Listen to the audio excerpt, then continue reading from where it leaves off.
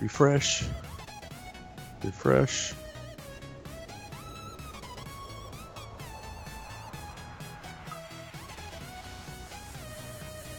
Bam, there we go.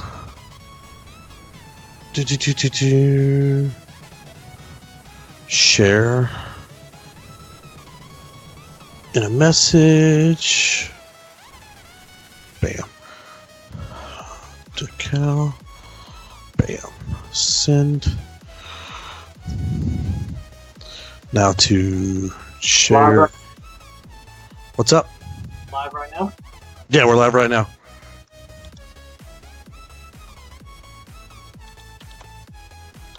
I'm putting on my page. Yeah, live right now. Marvel comic artist. Oh, I can't type. Copy. All right. Post to my page. Hey, Bridget. Let's see. Hey, Drinking Bros Live, which I think is Jimmy. Share this to nerds. In a group. Sorry, guys. I know you guys are just now popping in, but we're literally in the process of sharing it everywhere. So it's going to take a second for us to get into the meat of everything. We're just trying to make sure it's distributed correctly to everybody. Share to nerds. I'm in the house, though. You are in like my man Flynn. Drinking Bros post.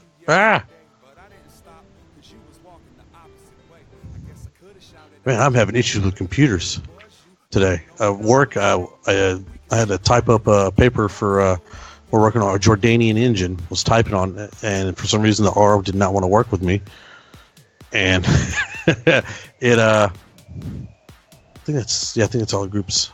All right, cancel. Let's see.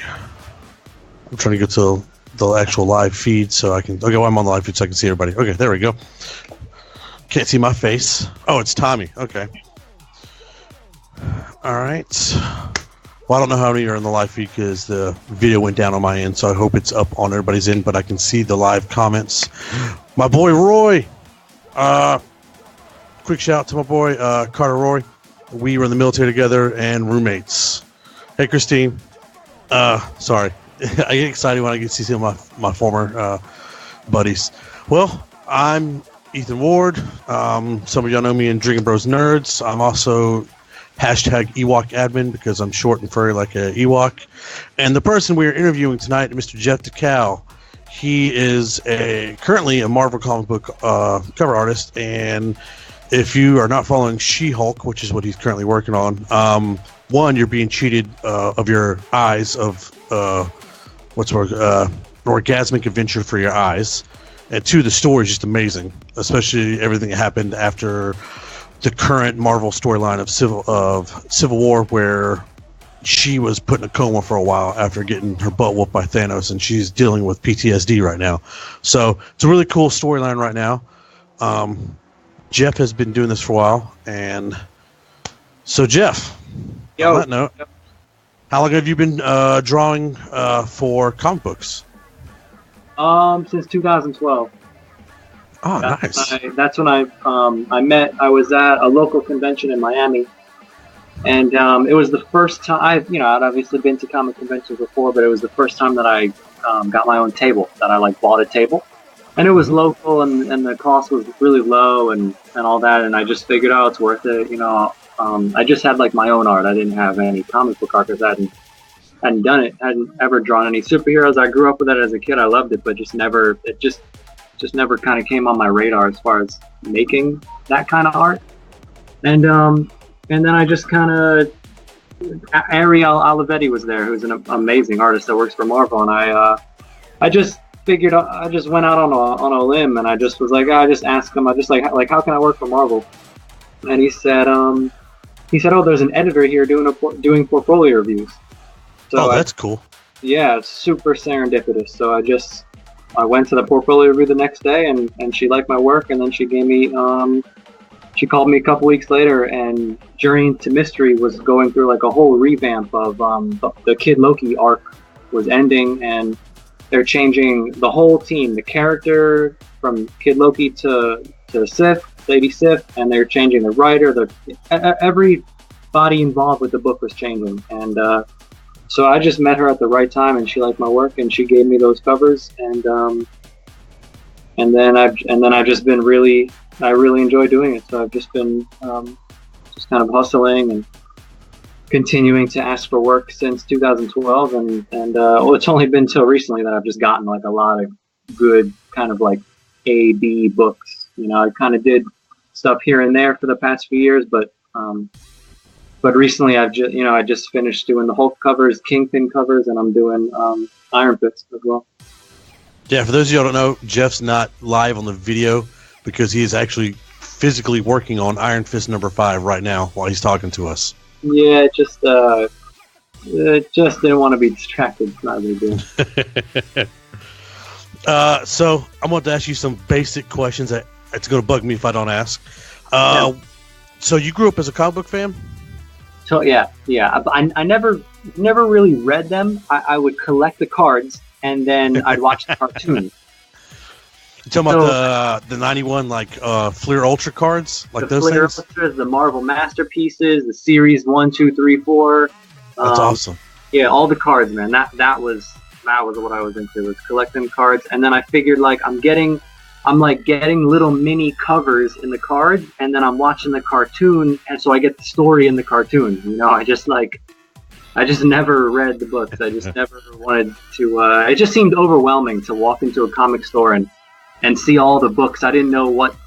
It just was overwhelming to me, and the cards were just very collectible. Like, I'm kind of a organized person, so it's easy to put them in the sleeves, and there was like a finite amount in the set, and you could buy the packs, and you know, it's like a surprise what you're gonna get. So that was fun and enticing, and yeah, just the cards and the cartoons did it for me. I just never read a lot. I have recently, but not as a kid.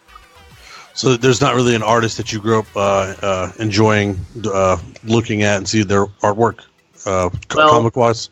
Well, the Marvel Masterpieces, which Series 1, they were all done by Joe Jusko. Okay. And then the second set of Marvel Masterpieces was like Dave DeVries, Bill Sienkiewicz, Joe Jusko. So those are the artists, and still to this day, Dave DeVries and Bill Sienkiewicz are some of my. Just Bill Sienkiewicz is like some of my top 5 favorite of all time, and Dave DeVries is amazing. And I still like Joe Jusko, but not as much as I did as a kid. But I mean, the impact that he had on me with that first Marvel Masterpiece series set was absolutely priceless. You know. That's awesome. Have you got to meet either of them by chance? I met all three though. I met all three of them that I just mentioned. Nice. I met Joe Jusko one time before I even got into comics. Like, I was going to a convention just as a fan, and he was there, and I fucking shit my pants when I saw. I didn't even really remember his name at the time. I just came up to his table, and he had prints of like all the Marvel Masterpiece stuff. And as soon as I saw that stuff, I put 2 and 2 together, and I was like, "Holy shit, you did all this!" And then then I talked to him for a bit, and then Dave DeVries and Bill Sienkiewicz I met in the past few years after I had been in the industry and traveling to cons, and they're both awesome, man. I got a Dave DeVries sketch, and then I probably have like 6 or 7 Bill Sienkiewicz pieces, because I mean, if you ever seen him at a convention, he just brings a box full of sketches and just dumps them out, and I just go through them at every con I see him. I just go through the stuff and just pick out what I want. Then he tells me the prices. Then I put a bunch of them back, and then I take the one that I could afford. Oh, that's seriously awesome. Like, I personally just started buying my first artwork from cons this year. I was gifted. Oh my god, I can't remember the artist now. I was gifted not this past Christmas, but last Christmas. By one of the members. We did a Secret Santa. They gifted me a Psylocke and a Jean Grey as the Phoenix, and it's artists I've never heard of, but it's fantastic. I got it framed, and then I got a couple pieces by Megan Hetrick framed.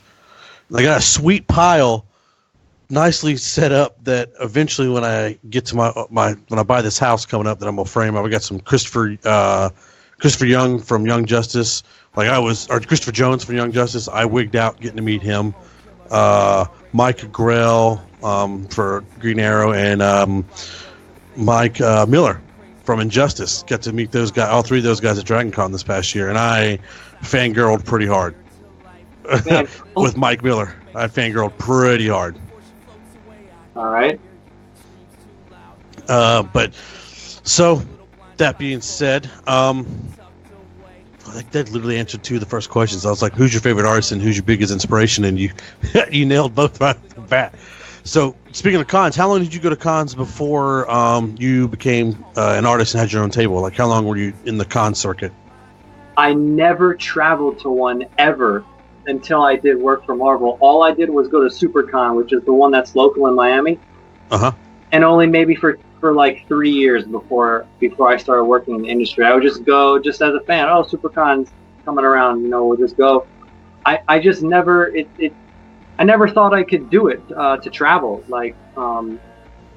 because I was like nobody, and I'm just like, how am I gonna pay back a plane ticket, a hotel, a table fee, and I'm nobody, and so I just, like, that concept always stopped me from doing it. And then when I started doing the Journey to Mystery stuff, I have a couple friends that they're an indie publisher in Miami called Creature Entertainment that I'm a part of the company. I'm a cover artist for the company as well.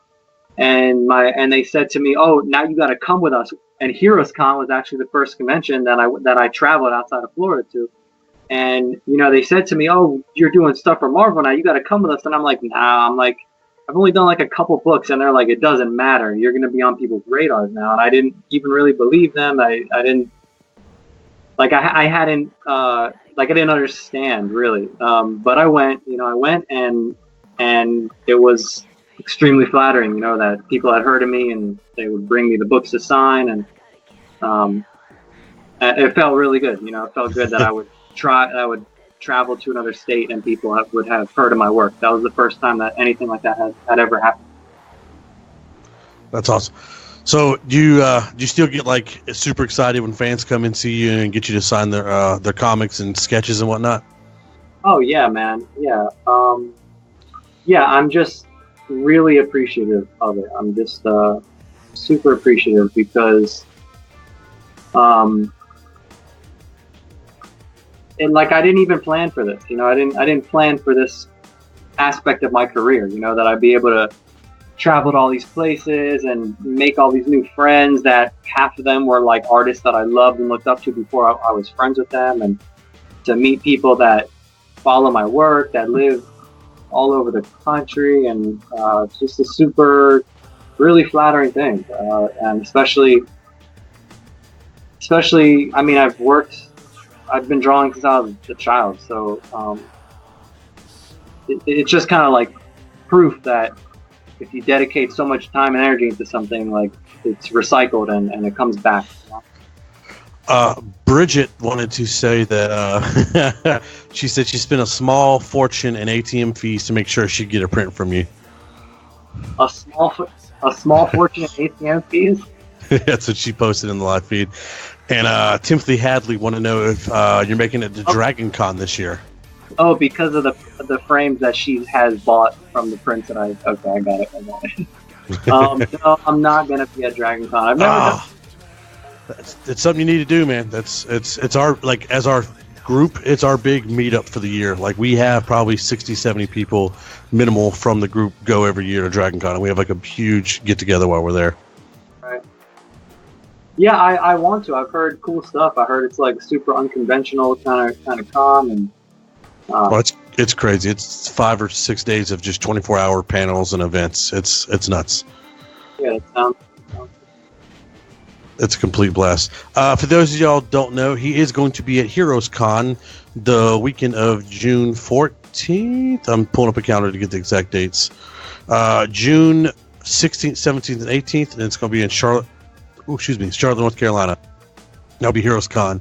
And as Jeff was telling me earlier, Heroes Con, for those of y'all don't know, I've been told from other people it's the con if you want to meet artists and writers for comics. That's where you're going to go. And Jeff made the joke that it should be called Industry Con because that's what it is. It's nothing but the comic book industry there. Yeah. It's like the whole convention is Artist Alley, and then like the comic shops have like a little section. It's like the opposite. Kayla Allen wants to know who's your favorite character to draw. I guess like Psylocke or Iron Fist. I like karate ninja stuff. Oh, that is awesome. Timothy wants to know. Oh, because I didn't even check your website. Do you sell prints from your website? I have like a third-party link with some prints that I need to update. But yeah, there's prints on there. They can just go to my website, jeffdekal.com. And yeah, man, read me off the questions because I don't have the chat up. So just I'm reading out whenever they pop up. So far, it's just been people excited to see you and just responding to what you're saying. And I obviously have a little list right here that I'm reading off of. And since we're on the part of what you like to draw, you like to draw karate ninjas pretty much. Do you prefer to draw men or women? Because I know some people, they have a preference just because of body shapes and sizes, and sometimes it's more fun to draw opposite genders and whatnot. Yeah, I like drawing girls. Let's see. Sorry, I've got my phone. I can literally have my phone with the live feed up and then the live feed right here in front of me to see which one pops up questions first. My mind's going blank. I apologize for that. Are you working on anything personal right now besides Iron Fist? Like anything, like a side project for yourself or anything like that? I am, man. I am. I wrote a story that I'm drawing. It's the first time that I've ever done sequentials. I've never done it, but so since it's the first time, I didn't want to work with anybody because I want all the creative control. I don't want anybody telling me to change panels and all this because it's the biggest exertion of energy as far as creating art that I've ever done. I probably had the story written around March or April of last year, and I'm on page 6 drawing it, and there's like 31 pages. So there's 31 pages. There's the cover that I'm doing. There's like concept art. There's some promotional images. It's gonna probably take another year or two. But I've never written anything before, so that was interesting. And yeah, man. So it's a big undertaking that I'm doing, and I work whenever I'm not working on Marvel stuff or I stopped taking private commissions for a while because I had so many covers I just couldn't do it. But I'm taking a couple here and there now. But if I'm not working on that, I'm working on my story. That's awesome. So once you get it completed, are you going to get copies and have them sold, or is this going to be something you have to yourself in like a small select amount of prints? Yeah, so I'm not sure about that stuff yet because I need to get it done first. But right now I plan on just doing like a small run, maybe like a few hundred copies, and taking that to conventions and seeing how that does. And that's my plan for now. But like I said, I'm not going to have this done for at least another year at least. So who knows where I'll be at then. Let's see what else. Bridget just asked, are you still doing art classes in Florida, and do you ever plan on traveling for some of them? I'm not doing classes. I was never doing classes. It was a like sketch group. So I would host it. I would host this sketch group, and we'd all meet up, and I would be in charge of getting a model, and I'd bring some drinks, and I get the venue and all that. And no, I'm not doing that anymore. I don't know. That was just like a fun thing that I did at like that kind of time in my life. And if I did it, I mean, just like I said, I couldn't really answer the question about the publisher. I can't really answer the question about that because I don't want to say no because I may, but I don't have any plans to right now. And definitely not traveling because that would, I mean, I guess if I wanted to do it, I would have to talk to like one of the con promoters and set it up at a con or something. But then I'd have to get a model that would be at the con. It's just a lot of logistics I'd have to deal with, and I kind of wouldn't want to if I was like out of town for a convention, because there's so much shit. There's so many people I want to see and commissions I got to work on when I'm out of town. So it would be hard to do that. It would be hard to do out of town. Well, if you ever decide to do Dragon Con, we in Nerds have an in. We might have a few people that work for Dragon Con in our group. Just throwing that out there. Oh. It's how we did a fan table where we were promoting the group and shirts and giveaways and things from the table there. And so we have a few of them in Nerds that work at Dragon Con. So we usually ask them for help to get our stuff approved pretty quickly. Let's see. Oh, so I noticed the other day when I was stalking your profile and your webpage, you have some what they call coffee table books of arts. Yeah. I just released my third one. And it's just what's usually in it? It's like, do you have superhero stuff, or is it just stuff that you just randomly get inspired and draw? It's both. I kind of consider it my greatest hits of the year. Oh, so, nice. Yeah, so I try to release one once a year, and I just put the stuff that I think is my strongest pieces in it. So it's sketches, full paintings, some commercial work, some personal work. It's a mix of just the stuff that I think is like my best stuff. That is awesome. I'm definitely going to have to look for that after we get done, and possibly have to get one myself. And Bridget is volunteering to pose for you for 3 Shakes of a Lamb's Tail. Yeah, Bridget used to model, and she's got a couple stuff out there. So she likes Psylocke. If you want to draw her, or not Psylocke. Oh my God, my mind went blank. Kitty Pryde. If you want to draw her as Kitty Pryde, she'd probably be very happy about that. I think we will have to arrange that.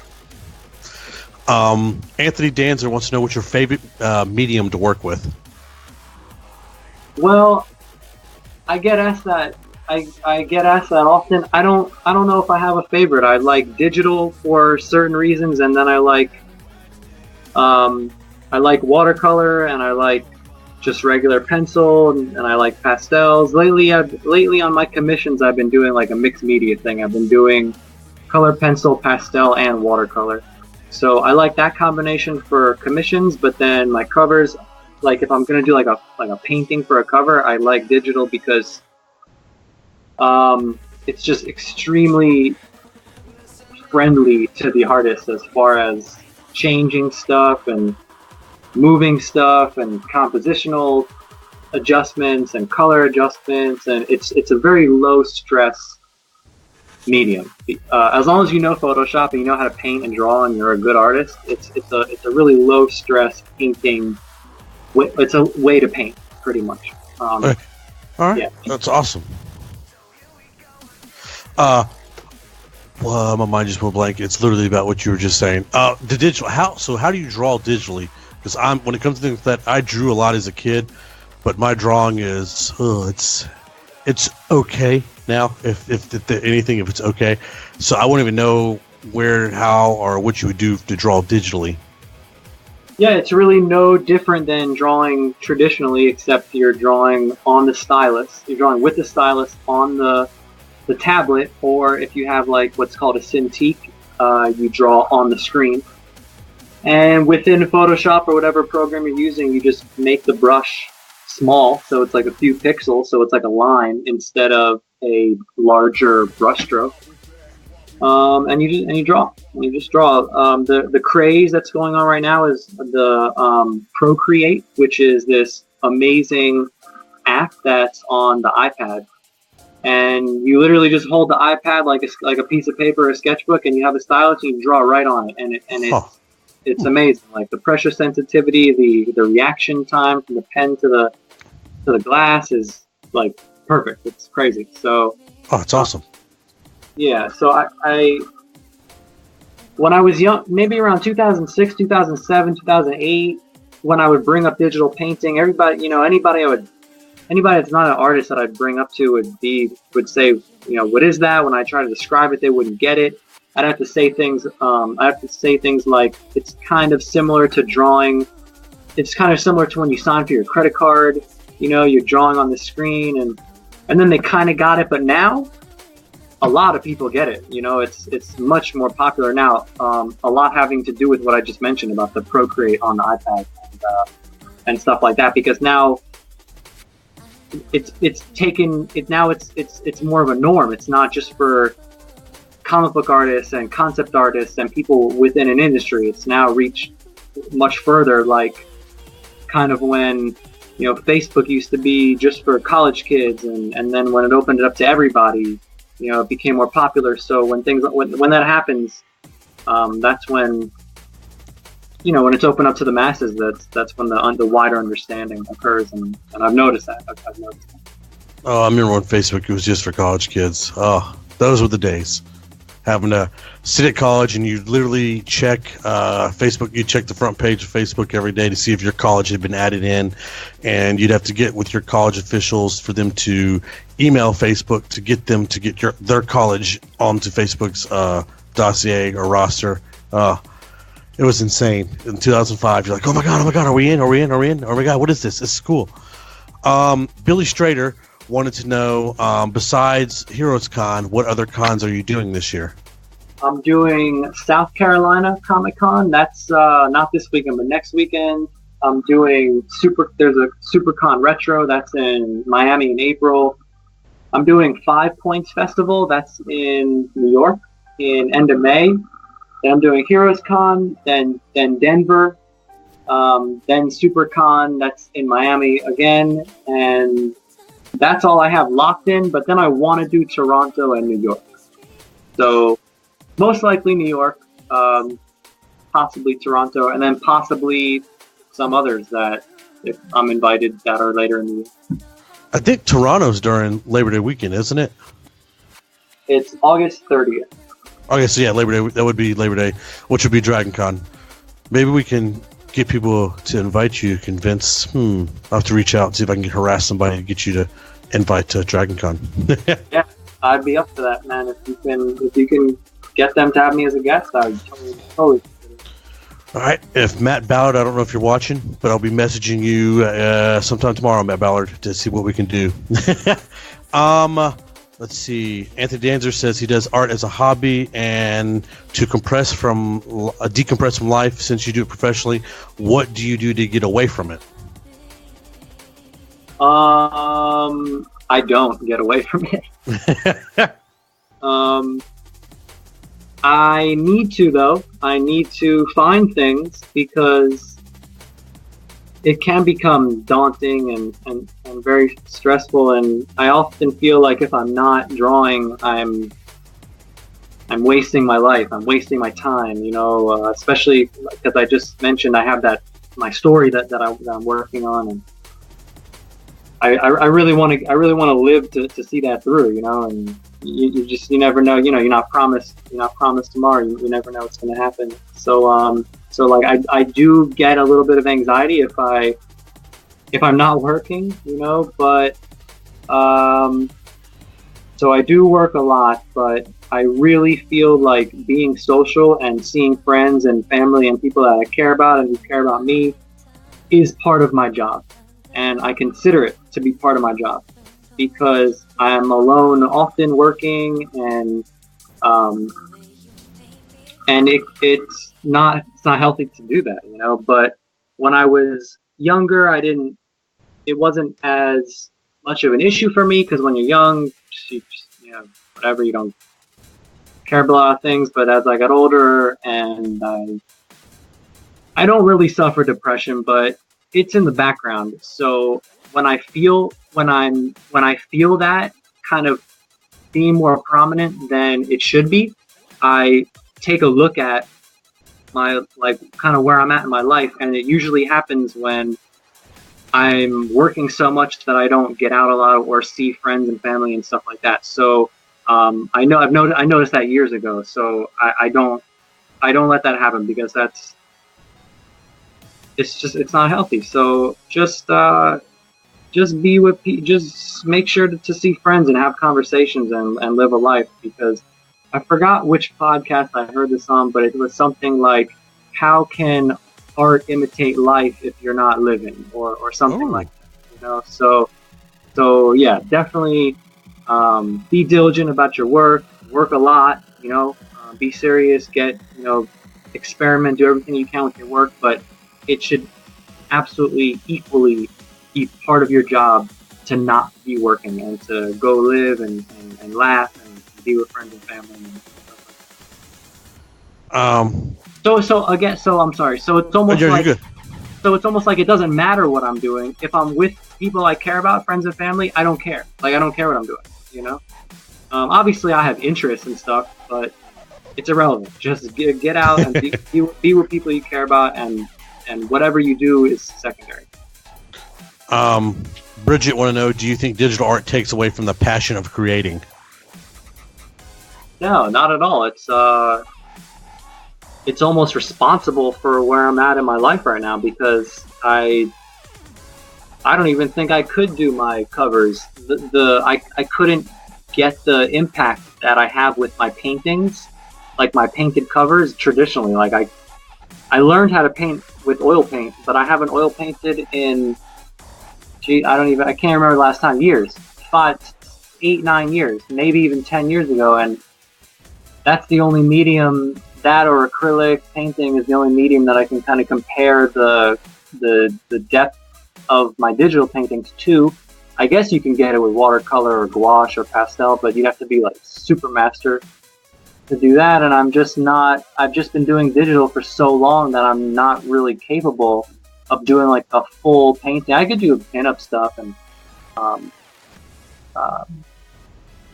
more simpler things with traditional media. I do it all the time. My watercolor all the time. But as far as my covers go, the colors and the value and the compositions and the complexity that's in a cover, I owe it to digital painting, because like I had mentioned earlier, it's a very low stress way to paint, and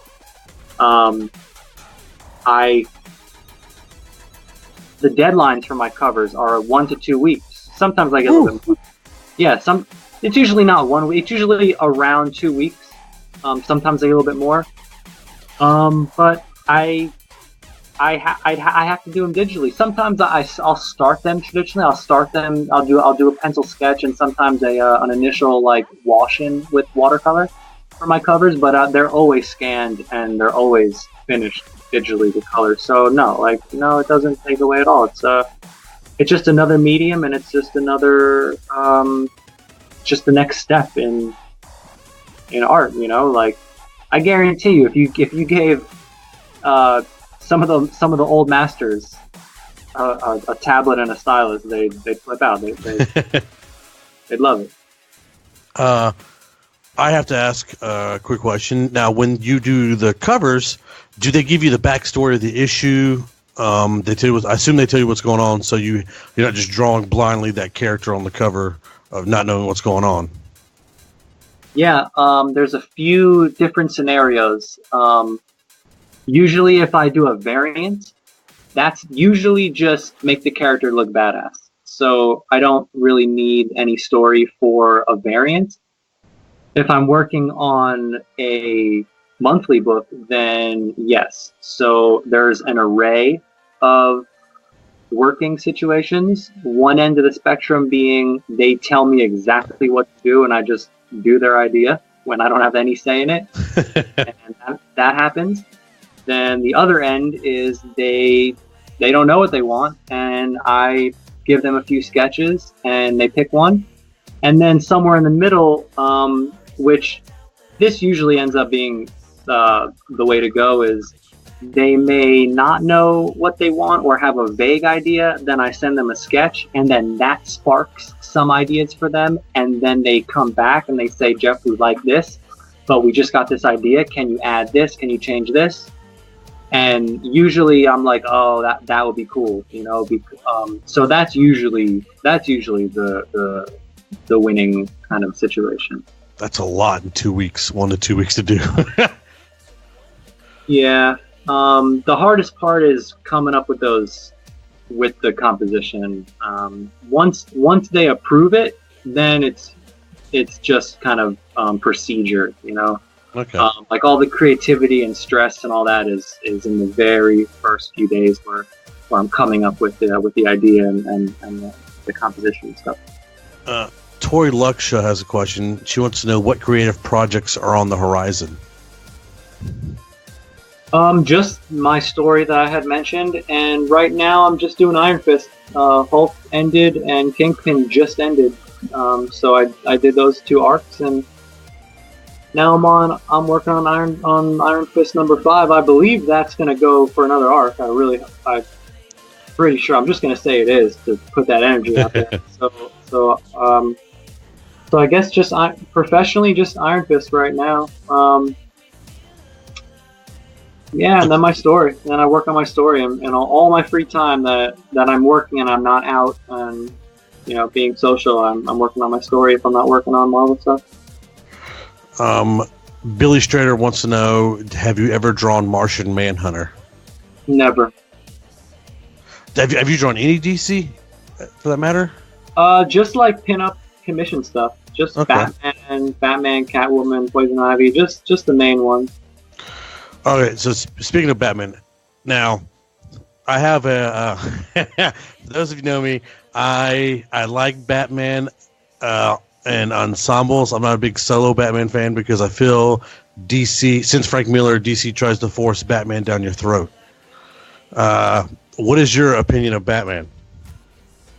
I like to look at Batman as like a myth because I like seeing him as this dark, mythic figure in the night that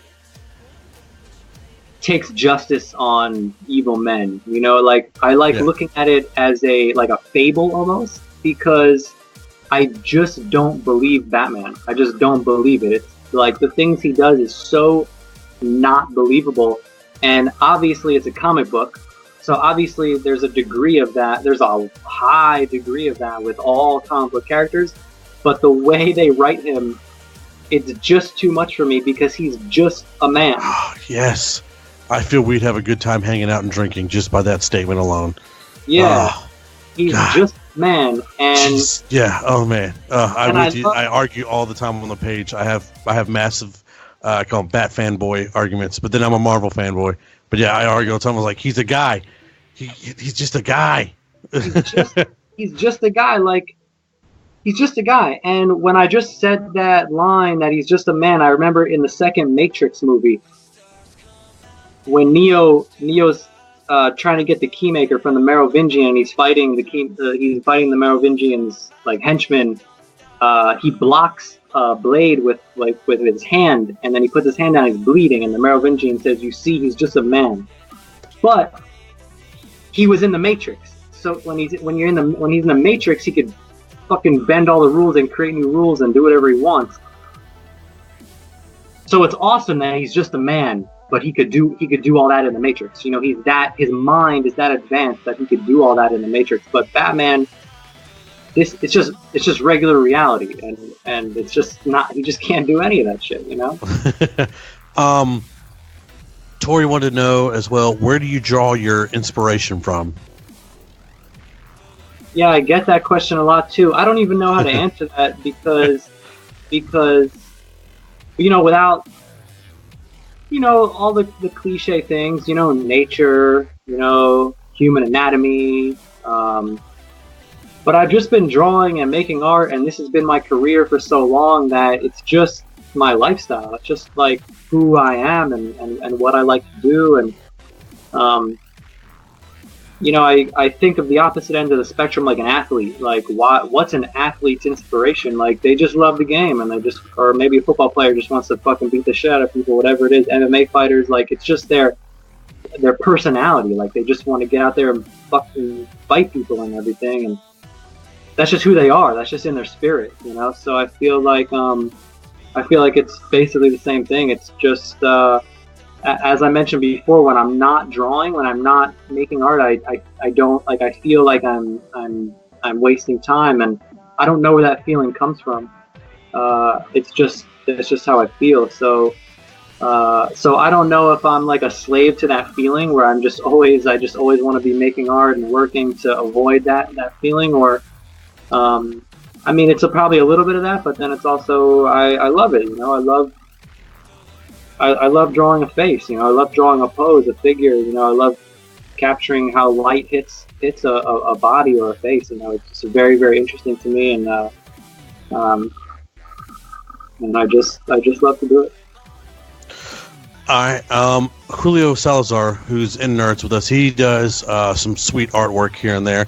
Bridget actually has a piece from him, a She-Hulk piece, that she'll have to show you how he does his artwork. It's awesome. But he wants to know, do you ever get any backlash from other artists because your art is digital as opposed to painting or drawing?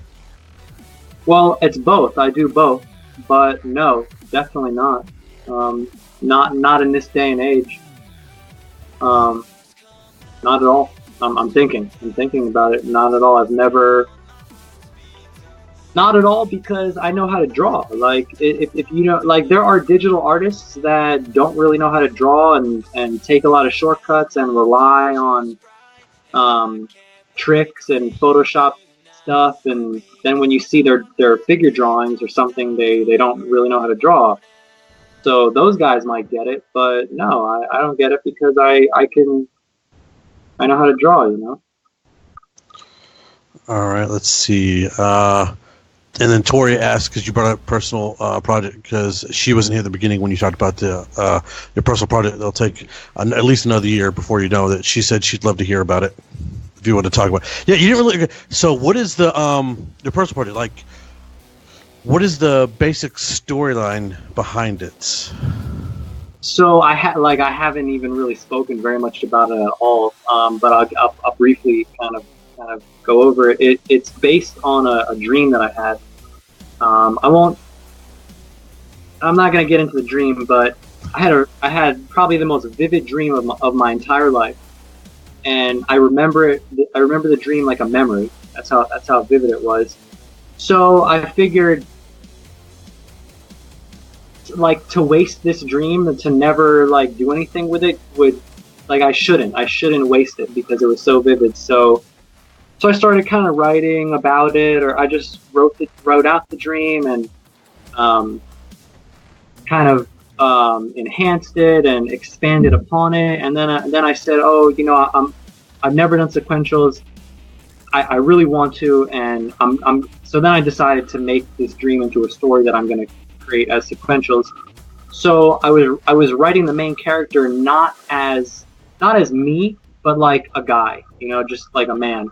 And I started writing it and I didn't like it and I scrapped it a couple times. And then after a couple times I said, oh, this is too hard on me, forget about it. So then some time goes by and then I had to do some artwork where I needed to use a young boy. And I have a nephew who at the time was 8 or 9, he's 10 now. So I needed to shoot some reference of him, and he gave me so much more in the posing that I expected, that I said, like, that day something clicked. And maybe not that day, but when I was going through the photos, trying to pick a good photo, something clicked and I said, holy shit, my nephew is amazing. Like, he was jumping around, giving me super dynamic poses, and he's got a look to him, you know. And I said, that's it. I'm going to write the story from a young boy's perspective, not like a man's perspective. And then as soon as I came to that realization, the story came out, it flowed out. It came out much more naturally, and I wrote the whole story, and so now the main character is a young boy. And it's basically very inspired by The Matrix a little bit. The Matrix is like basically my favorite movie of all time. It's, you know, not like The Matrix at all, but, you know, there's some inspiration where the boy being this very important figure in the world, but doesn't really know it in the beginning, and meets a character, meets this character that explains a lot of things to him and takes him on on a journey, and then he meets other characters and kind of discovers how important he really is. That's like the basis. Oh, I'm definitely going to have to get a copy from you. Just go ahead and put me down. Well, I don't care how many you make, but just put me down as guaranteed. I'm going to buy one of them for you. I appreciate it. Because I'm a Funko myself. My sister has 2 kids and a third one on the way. She just announced it. got a 4-year-old nephew about to be 5 who is my little superhero wingman. Anybody that's in the group or follows me on Facebook, I post a lot with him. He is heavy into superheroes, and I feel like I have to take credit for that because I kind of force it down his throat. But he enjoys it a lot, so we dress up a lot. Like I just bought him a a Star-Lord mask, so he has to wear that. He's got a Iron Man outfit, a Spider-Man outfit, a Captain America outfit. We dress up a lot, and we play swords and Nerf guns, and took him to his first movie. Took him to DC Batman the other day. Or not DC, Lego Batman for his very first movie. So he was enthralled, edge of his seat the entire time, asking questions about characters he didn't know about, or telling me about characters that he knew about that he thought I didn't know about. So yeah, he's heavy into it. I love it. It makes watching him very easy for me because I can just nerd out with him. That's awesome, man. And I did like Batman vs Superman, like. What? Get out of here.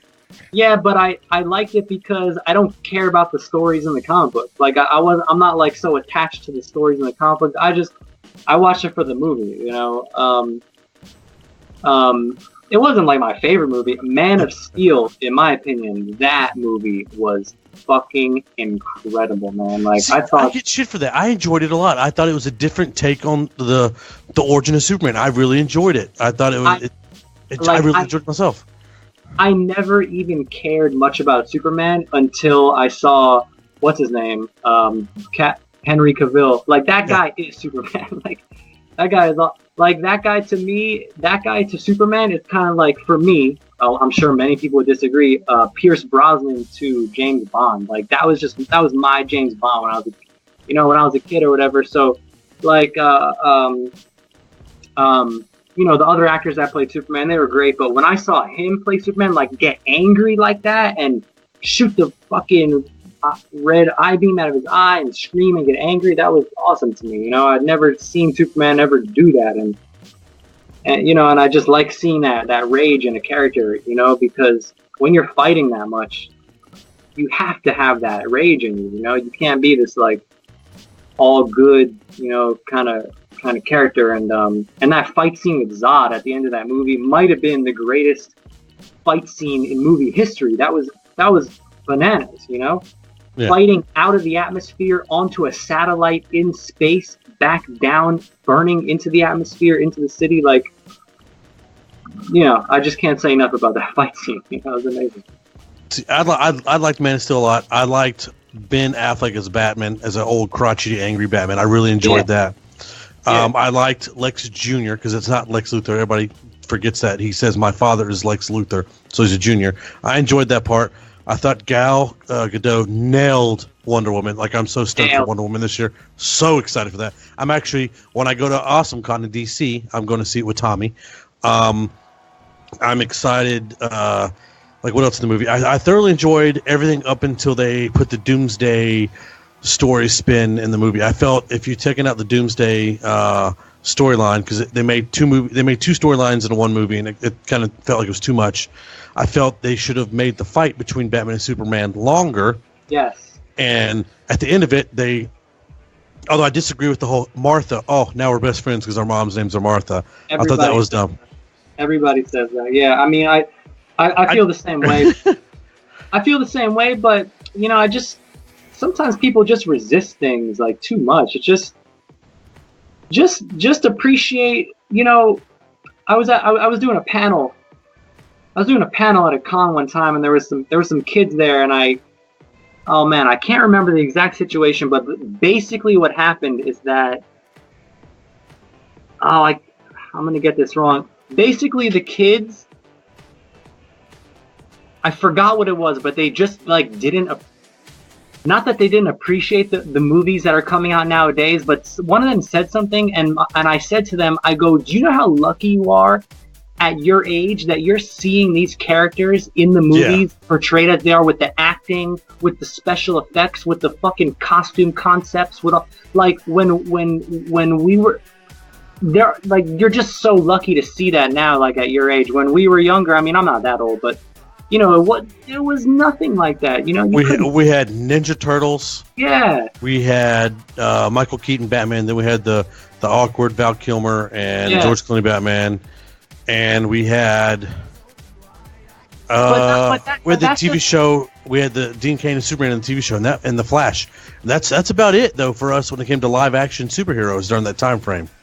Right, and that's just men. Like, I'm talking about special effects, like the Avengers. Oh, jeez, yes. Like all the Ultrons and whatever, man. In the first Avengers, when they're fighting those giant, like, flying dragon fucking metal things, like, So my point is that don't get hung up on the Martha thing. Yeah, it's stupid, whatever, but just appreciate that you can see Batman and Superman fighting, and Superman and Zod fighting in space on satellites and shit. Like, just go see the movie and just appreciate how amazing these movies are. Like, how amazing the visual effects of these movies are.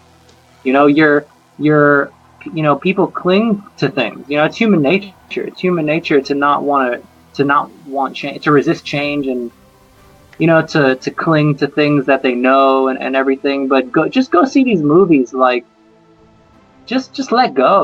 Like, the people need to just let go. You're not reading a comic. You're not reading a comic drawn by Jim Lee, written by whoever. You're going to see a movie with actors and a director and a production company, and what you're losing in the story that you're not getting, in this preconceived idea you have from the comics, you're gaining in the unbelievable visual effects that these movies bring. And yeah, I'm not saying that the story just can suck and just go see for the visuals. Yeah, of course we want like a good story, but damn, like, I just see people get so caught up with complaining about things, Sorry. Billy Strader, he goes, what are we drinking tonight? Like I told you earlier before we started, this used to be called Booze and Book Club. It kind of fell off. We're trying to get it back up again. You're a third person doing it. Right now, I'm currently drinking Lead Slinger's rum with a splash of Coke for color, since I'm drinking out of a pint glass and not a rocks glass. Because if it's a rocks glass, it should be ice and rum.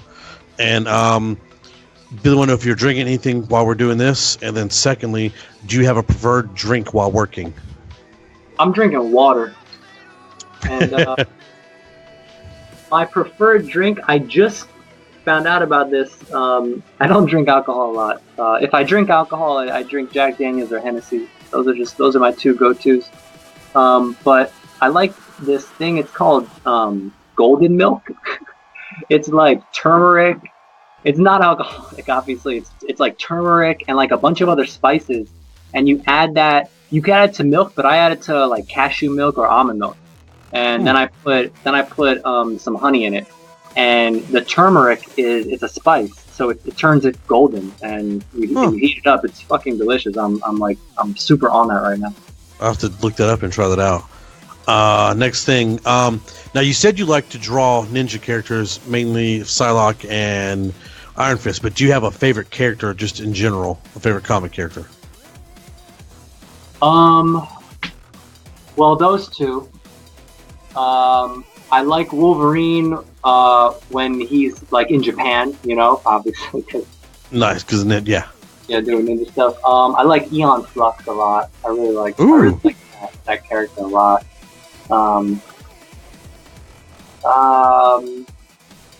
I never cared about Daredevil until I saw him drawn by Alex Maleev, which is one of my favorite artists. So when I read the Bendis and Maleev arc, that got me into Daredevil, and then obviously the Netflix series was fucking bananas. So I like Daredevil a lot. I guess we could leave it there. I mean, I could think about more, but that's okay. Are you excited for Iron Fist coming out tomorrow on Netflix? I am very excited. The trailer lowered my excitement slightly. I heard, I've heard that. I follow a couple of random podcasts, which, by the way, guys, I'm going to give a shout out to them because they gave me a shout out on their podcast this week. Geek versus Week podcast. It's they do weekly podcasts and they do a lot of nerdy stuff. They talk about Overwatch every single week, which drives me nuts because I don't think it's that. I enjoy the game. I don't think it's the bee's knees like they do. But at the very end of the podcast, because I told them I've tried to post when I'm listening to them on Facebook to help promote their podcast, because they're local people in my area, but I've never met them.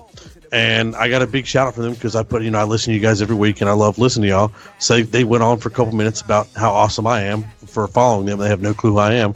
So that was exciting at 5 o'clock this morning to listen to the podcast. Just thought I'd throw that. But yeah, they talked about the whole thing. They've loved all the Netflix shows so far, and they're going to watch Iron Fist regardless. The expectations have gone down because of the trailer. Yeah, I'm gonna watch it regardless, 100%.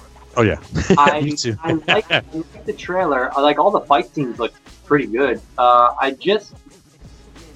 His personality got me a little bit. I just wish he was a little harder edge. Like I wish he was a little quieter.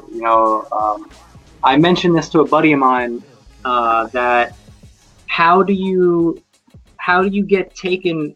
What, he was like 10 years old when his mom died and the monks took him to Kunlun, whatever it was, 8, 9, 10 years old, a very young boy, live in a monastery for 10 years.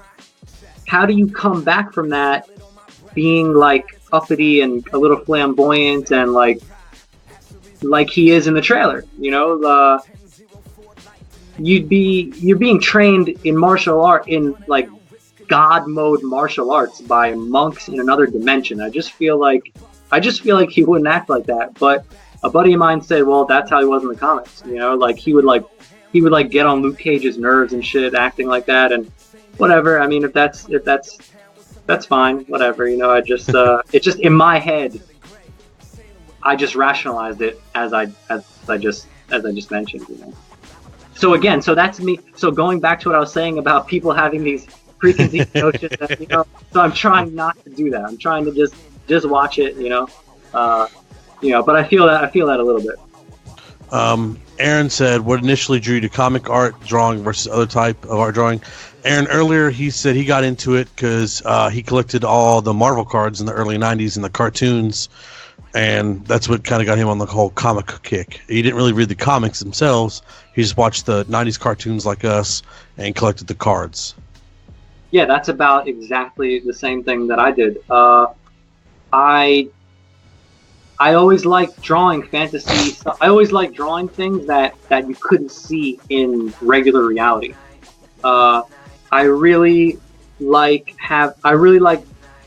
could draw a girl reading a book in a library and find a lot of enjoyment in drawing that, but then I could draw Iron Fist fucking beating the shit out of his opponent and really, with flaming fists jumping through the air, and really find a lot of pleasure in that as well. So I just always thought it was cool that these characters could do things that they had powers. I was just always drawn to that as a kid. Kind of going back to what I said earlier, some people like sports and that's just their calling, and some people like fantasy comic stuff and that's their calling. So yeah, there's a lot of things that I just attribute to. That's just like your spirit, that's just how you are, yeah, and I don't really try to analyze it much further, Bridget said she'd love to spar with you if you ever make a trip to North Carolina, because you've done some martial arts. I've never done martial arts, and Bridget would probably fuck me up, so I would not spar with Bridget. She is a pretty potent Muay Thai fighter. Oh yeah, she would destroy me. Lindsay Asbury asks, everyone always asks inspirations, but what about up and comings? Any new or unknowns do you have your eye on or enjoy their art from?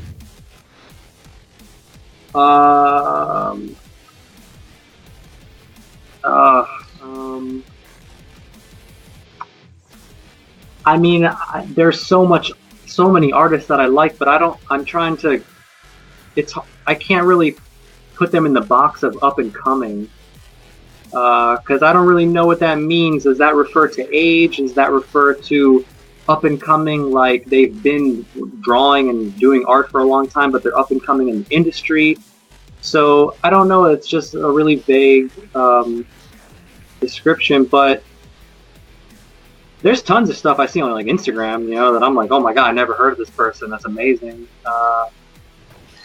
But similar to like music, there's so much out there that I may see somebody on Instagram and love their work, but I won't follow them because I just can't. I just like have my bandwidth is like at its max. Like, I can only follow and pay attention to so many artists and so much other things in my life. I just can't. So I mean, there's amazing artwork out there by people that are up and coming or don't have a name in an industry.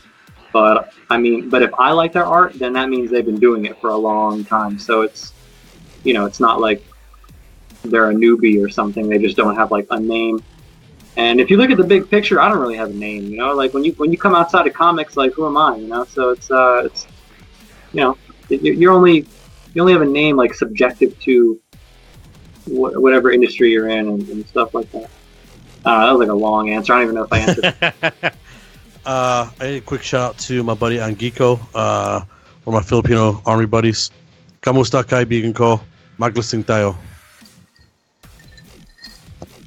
My Tagalog, the Tagalog is kind of sucky now. He'll get it. Let's see. Lindsay said that. Oh, Billy wants to know, what is your favorite comic book movie? I assume Man of Steel. I know you really enjoyed that, but is that your favorite comic book movie itself? Man of Steel and the first Blade movie. That was the very first. Oh, yes. That was so ahead of its time, man. Oh, it was. Oh God, it's so good. It's so good. Yeah.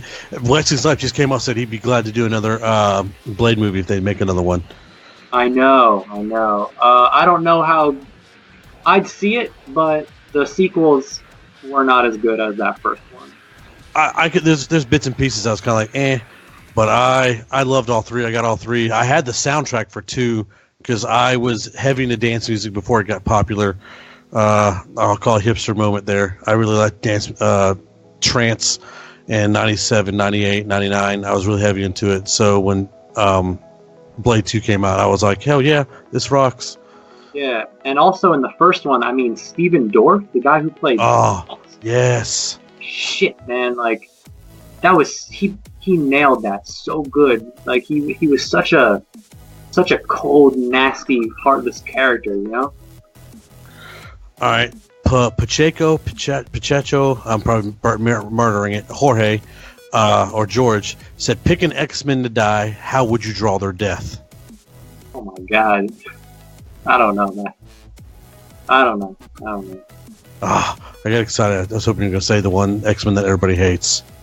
Who's that? Cyclops. He's such a fucking douche. That's funny. You see, it's a shame because, again, I have not read a lot of it, so I don't really know his personality very well. If you never read about him and you didn't know that you didn't like his personality, he's a badass character, like a power in his eyes like that. Pre-2000, Cyclops was awesome. He's a master tactician, great leader. Yeah. Has to deal with a lot. He has to deal with Wolverine constantly trying to steal his woman. And he's got to deal with a bunch of crap. A lot of stuff's put on his shoulders. But post-2000, he turns into a dick. Oh, God, he's a massive dick. He causes all the issues with the X-Men storyline post-2000. If there's a story arc that involves the X-Men and the X-Men got to battle something, Cyclops started it. Right. Because he's just a massive dick post-2000. Right, but it's like, is that Cyclops or is that a writer or an editor, like saying, okay, let's change his personality, Possibly. I didn't think about it on that level. Tommy, I think it's Tommy under Drinking Bros Live said, even in the 92 animated series, he was a douche a lot of the time. Let's see, scrolling up.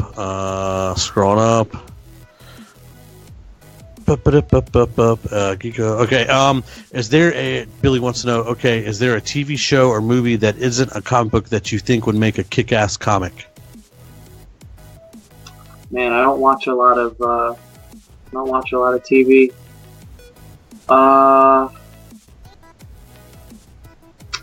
I don't know. I can't think of anything. I don't watch like shows. I don't watch like TV shows. And let's see. Lindsay said, "Billy, I know the question was for Jeff, but imagine Blind Spot as a comic. The art would be fire." Lindsay, I assume she's meaning Blind Spot, the character currently in Daredevil, which is his sidekick. Okay. Yeah, I haven't heard. Have you read that? He's definitely Is he Japanese or Chinese? He's definitely hardcore Asian and hardcore martial arts. That's tight. Let's see. James made the joke and it went back while we were talking about everything. He said maybe he's the last Airbender. Just catch up on everything. Okay, for the nerd side of me, this is from Billy. He said, "Is Jeff a video game player, and what is his favorite video game?" Man, I wish I played video games. I did when I was younger, but if I got into a video game, I'd feel like, what am I doing? I need to be drawing and working and stuff. But there are people like, I have nothing against the video games. There are people that post on Facebook that I see that they'll post like gameplay footage. I can't fucking believe that that's what video games are today. It looks like you're just controlling a movie. Oh, it just looks insane. like you're controlling a character in a movie. Like, it is bananas. I can't believe it. You go to YouTube and type in GoldenEye. I mean, because that's what I was playing when I was. And the graphics then were amazing. Yeah, that was amazing. Like, that blew our minds. Mario 64, the first time you could run around in 60. Amazing. Dude, those two nowadays, games. That was my middle school and high school life. Where there was GoldenEye, Mario 64, Mario Kart 64, Star Fox amazing, and what am I forgetting? Ocarina of Time, Zelda, and Smash Bros. That's what I did all through high school. Those games. That's all I played. Yep. But man, like I'm telling you, like the video games now, you're literally controlling a movie character. It's a movie. You're just watching a movie, just controlling a movie character. Bridget said, "If I promise to buy dinner, will you not be super annoyed when I bring all the Hulk comics for you to sign in June?" That's a deal. Deal. There you go. Let's see. I'm just catching up because we were going on the questions and long stuff, so I'm just catching up. People are agreeing with our comment. I don't know who they're agreeing with, which comments. Oh, Lindsay Asbury's talking about Blind Spot, the show. Which I don't know it. I never heard of it. I have to look it up. I know of it. I can't think of what it is now. Alberto Martinez is asking you, Jeff, would he ever cosplay any character, and if so, which? If not, why? No, I'm not cosplaying. Man, come on, it's fun. I got my own little. I'm a fat guy that cosplays. It's awesome. I love it. Just maybe like Daredevil in the show before the costume, like just all black with the headband. That's cool.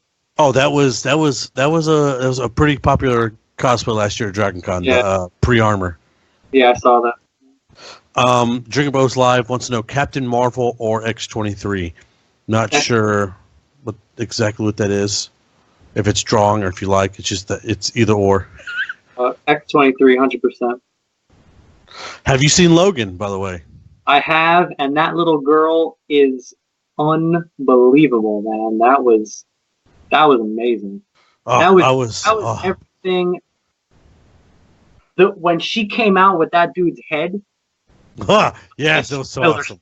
Super spoiler alert here, but we have a 1 week spoiler alert for nerds, so you're good. All right, cool. So when she came out with that dude's head, I just kind of like relaxed in my seat and I said, "Okay, good." I said, "This is exactly what I expected to be," and because that's who that character is. Like that's who she is. She's, you know what I'm saying? So, man, that was, they pulled out all the stops in there, right? I mean, that was gruesome. Yeah. Like, this is like a 10-year-old girl mass murdering really bad people. But, that's who she is, and I'm glad that they portrayed her like that. Yeah, I thought that girl did an amazing job. See, Billy wants to know: would you ever consider drawing for video games? Yeah. The only thing is, I really have a hard time with like massive detailed armor. My brain just turns off. Like I just cannot get into it. So I guess it would depend on the game. I'm just not good for that. I'm not good for just giant armor and all that stuff. Let's see. Billy wants to know: do you have any pets? If so, do you use it as an inspiration for any of the drawings? I had a cat. I had two cats. One died at 15, and the other died at 17. A couple of years ago. So the one that died at 17, I miss him a lot, and I think I put him in a couple paintings. But yeah, he was a super cool cat. Not right now. I don't have any pets right now. All right, so I got to ask a personal question. What are your thoughts on Spider-Man, and have you ever drawn Spider-Man? So Spider-Man's another one where I really liked him until I read him. Until I read Peter. No! The whole Peter Parker personality thing I don't know, man. It's not my thing, but I like what he represents a lot. I just can't take all the jokes that he makes while he's fighting. It's just too much sometimes. So yeah, sorry. My heart is hurting right now. That's my man. That's the guy I relate to the most. That's my thing. I even got a Spider-Man tattoo. That's awesome. I like him. And you know what? And again, it's the kind of what I mentioned earlier about Cyclops. It could be the writer. I mean, how many writers have written him? Maybe one writer I just didn't like that writer's sense of humor. Maybe do you know what story arc it was? I don't remember. I just remember one time reading it and being like, "Yo, I can't continue. Like the jokes are so corny." He's fighting. He's fighting to the death, and he's cracking these corny jokes. I couldn't deal with it. I drew an Inhumanity cover a few years ago with Superior Spider-Man. It was the Superior Spider-Man Inhumanity tie-in, and then I've done 2 pieces of merchandising art for the Marvel merchandising company that I'm dying to show, but I can't show it until they license the images. Ah, damn it! Because I'll definitely probably buy one. I'll probably buy a print of it. Yeah, I did 2 of them, and I don't even know what it could be. A T-shirt, it could be a toy, it could be a fucking mug. I don't know what they're going to use it for. Yeah, so I can't show it until they license it. But I have 2 full paintings, full figure, full background. 2 of them. So I'm dying to show those. I'm definitely going to bug you for a commission of Spider-Man at some point. Then. Let's see. Okay, this is cool. Billy want to know, in your drawings, do you ever hide your any secret things, like say in all your drawings you put a toaster in or something like that? No, I don't do that. That would be hard to do with Marvel because the images are scrutinized. I mean, I've never been in the office, but I know how many people look at them. I have an idea about how many people scrutinize those images before they're released, and there's maybe if I was doing sequentials and there was crowd scenes and there was a lot going on, I might be able to get away with it. But now I've thought about it though. I've put myself in stuff sometimes where I'm maybe in the background or something, but that's about it. Oh, I need to find out where that is so I could look at you in there. Is it any of your art cover work? I don't know. I'd have to go back and look. I know I've done it. I just can't remember when. It's not recent. It's nothing recent. Okay. Let's see. Just looking. All right. Age-old argument in the Marvel universe. Do you think Hulk could beat Thor? Yeah. Damn. Well. Yeah, that's hard because I don't know. sometimes you see Hulk's power like really fluctuating depending on the story. Like sometimes sometimes they give him so much power, sometimes they don't. Sometimes they don't. I don't know, man. That's a pretty even fight, right? Yeah, it's brought more to the I want to say front of Marvel right now because of what Marvel has done with Avengers, both in the cartoon and the hell is it called, the TV show. Right. I mean, Thor without the hammer, for sure. Hulk could beat him without the hammer, for sure. All right, let's see. I'm just messaging and bouncing back and forth. Let's see. Rendo Ryder says, Dekal! Rendo Ryder.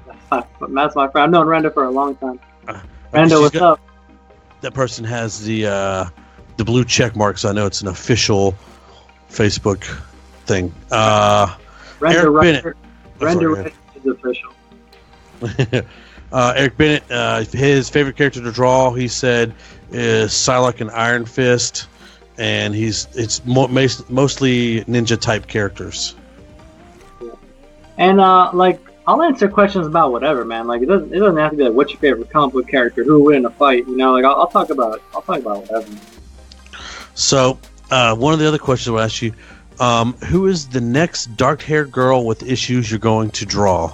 Who said that? Take a wild guess. Who put us in touch with each other? But that's something that messaged me a while back. I made sure to write it down to ask you. Right. I don't know. Whoever enters my life. So some of your art, what you call it, correlates with what's going on in your real life? Yeah. When I'm doing like personal portraits or personal drawings and stuff, I like using people that are important to me. I'm working on something right now. I'm working on a drawing of somebody that is special to me right now.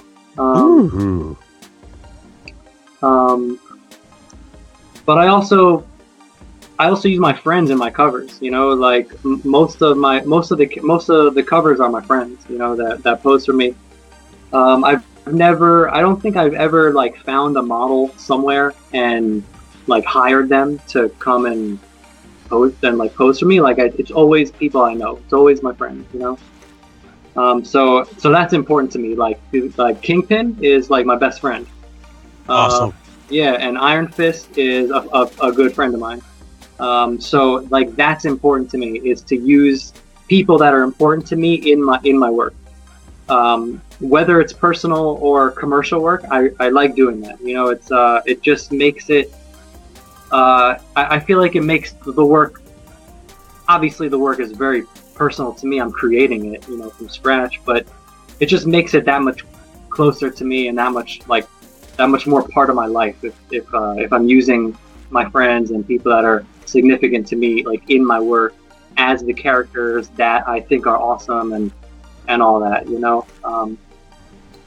Yeah. So like if I get like a job for like a cover, I just kind of think to myself like, oh, who would be good for that, you know? And then I kind of run through my head like who out of my friends would be good for that, and I always end up, you know, finding somebody. All right, this is actually a very important question. I can't believe I didn't think of this. Empire or Rebellion? Oh, it's got to be like the Rebellion, man. Oh my God, I love you so much. Okay, you're redeemed for the Peter Parker comment. Totally redeemed. Good. Okay, you're totally redeemed with that. Do you have a favorite Jedi? That's my question. Favorite Jedi.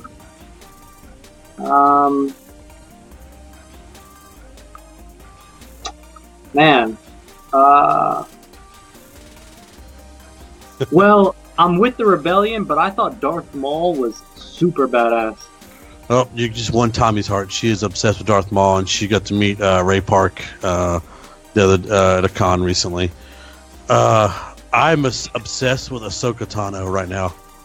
Yeah, and you know what? I'm too naive to answer that question because I know there's so many. Like if you read all the books and stuff, like there's tons of them. Oh, jeez, I don't delve too deep into the expanded universe because there's a lot of people are obsessed with Darth Revan from there and Star Killer. Star Killer. Yeah, I think his name's Star Killer. Someone will correct me probably in the feed here in a minute. But he's I guess a Jedi that was pretty badass. I guess I didn't really read. I've only read the one trilogy, which is the Thrawn trilogy, and they just introduced Thrawn on the Rebels TV show. And oh man, he's a fantastic bad guy. Oh, That's awesome. He's just super intelligent, super meticulous about everything he does. Amazing tactician. He's always 15 steps ahead of you. And he's awesome.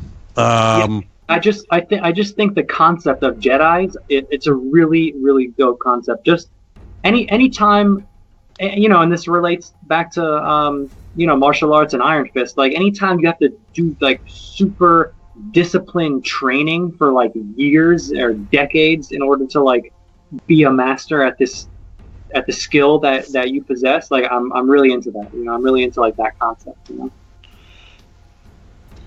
All right. If you could be any animal, what would it be?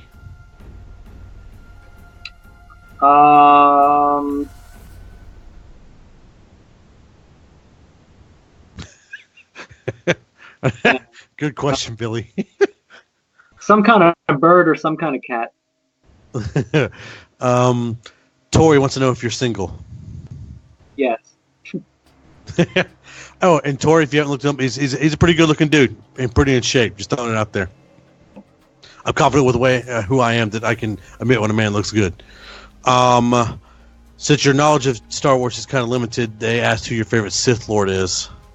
Yeah, Darth Maul. Darth Maul. Oh, duh. We literally just said that. Alberto Martinez says, when selling your drawing, is it difficult to part with them? Sometimes. I haven't sold a personal drawing in a really long time. It's been a long time. So all the drawings that I sell are like commissions, like where they're paid for before I even make them, which I love.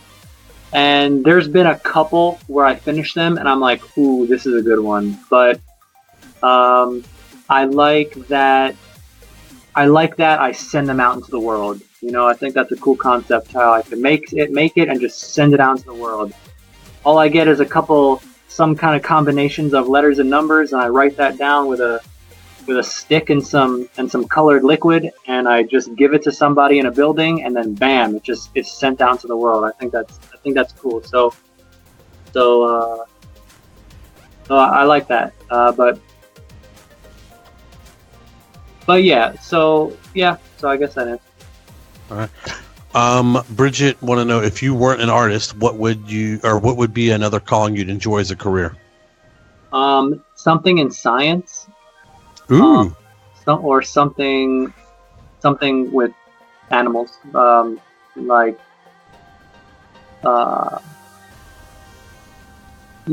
where I'd be working with animals or science. I don't want to say medicine, even though that interests me a lot. Something like that.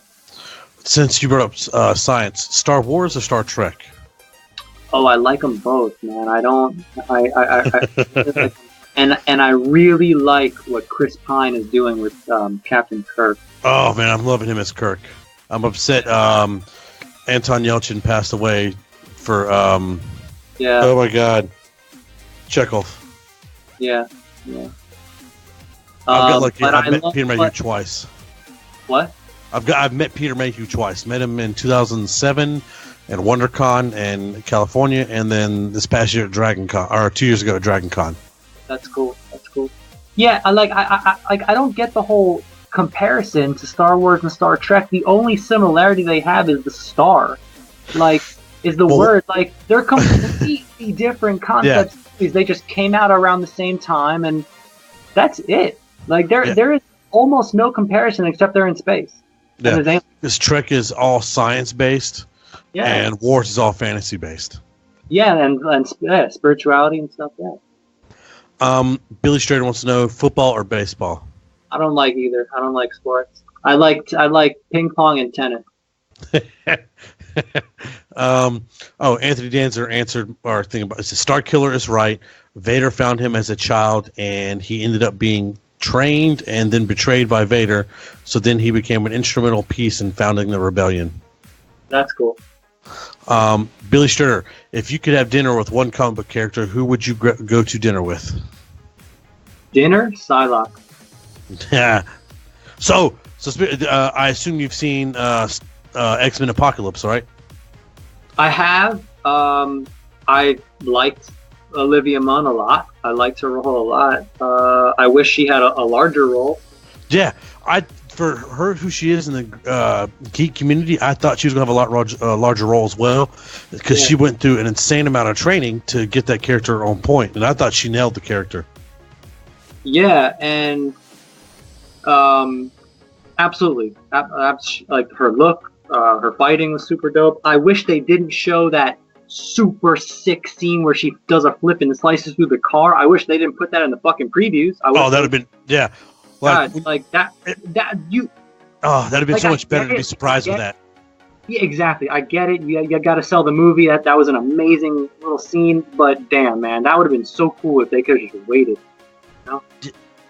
Yeah, it'd have been so much cooler, because like the scene in Batman vs Superman where Wonder Woman gets hit and she gets knocked down and she smiles and just wipes her face off and jumps back up. Oh, I'm so glad that was not in the. I would have been pissed if that had been in the previews, because that's so Wonder Woman. Yeah. Ooh, Matt just messaged me. Hold on, I'm about to let him message about you. Okay. Do you know anyone that invites comic artist to Dragon Con? ? Because you need to invite Jeff Dekal. Oh, not Dekar. Dekal. We are doing a Facebook Live interview with him, and he works for Marvel. Bam! There we go. Get you Dragon Con. Yes! First step. Let's see. Renna says, shout out to Dekal. He once did a painting of my mom back in the day. I remember. And Eric Bennett wants to know, Kirk or Picard? I don't know, because the original Kirk was before my time, and then Picard is, classic to me. And then I just said I like Chris Pine playing Kirk now, but man, Janeway and Voyager. You're making a lot of people happy right now. She killed that. She was amazing, man. She was like, she meant business. Like, you did not fuck with her, Have you? Okay, son, you don't watch much TV. Have you seen Orange is the New Black by chance? I've heard about it, but no.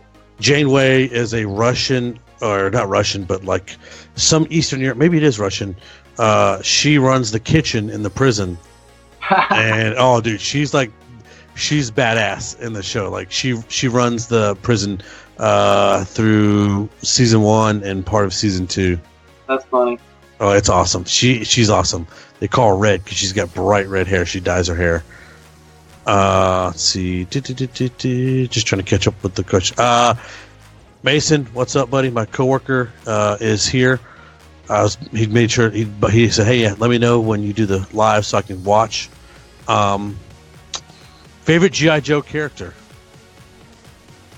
I just never watched G.I. Joe. I never really cared about it. But who is it? Again, just the guy that just kicks ass, like martial Snake arts. Eyes. Yeah. Snake Eyes. I assume that's that's where you're going. Yeah. Reem N. Amin wants to know, Psylocke or Storm? Reem already knows the answer to that. I like Storm a lot, though. I think she's awesome. But Psylocke just has a special place in my heart. Oh, hey, Junior. Sorry, one of our admins came in, and he's mad that I didn't say hey to him. And Alberto Martinez, just to clarify, Dekal pronunciation, Dekal. And, oh yeah, Junior, I didn't see your question, so ask it again. If you asked the question, I didn't see it. I'm looking for it again. I must have not seen it. Oh, Bridget wants to talk about my tattoo. Or do you have a tattoo, Jeff? I don't know who she's talking about. She said, talk about your tattoo. I have some tattoos, yeah. I don't know. I don't know. Tell her I'll talk to her about it when I see her. She said she can hear you. I don't know why I got to relay that. Junior wants to know Spock or Riker. Oh, damn, these are hard, man. I like them both for certain reasons, but I guess Riker. Riker was cool. I saw a thing on Nerds the other day. I didn't know that Riker had a certain way he sat down. And because I watched a little bit of The Next Generation through the years, and I'd never noticed it. So he pulls almost like an AC Slater kind of sit down. He always literally throws his leg over the back of the seat to sit down as he walks over. He doesn't go around and sit down. He throws, yeah. I'll have to find it and send it to you. But literally, he every chair he comes up to, he comes up behind from the back of the chair, throws his leg over, and then sits down in it. Doesn't even move it, just steps over. I was like, how the hell did I miss that? I was like, well, I was a kid, so it's easy to miss shit like that. Never noticed. Let's see. Do you think there is a wrong way to create art or meaning in art mediums?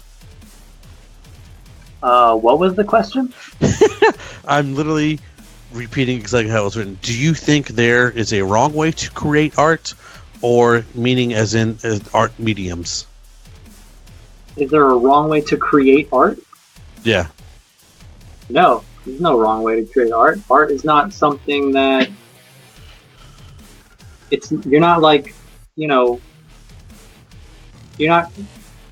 you could create bad art, but there's no wrong way, but you can't create art wrong. So no, not at all. Any kind of human expression with a medium on a substrate is art, so yeah, you could create really bad art, but you're not going to do it wrong.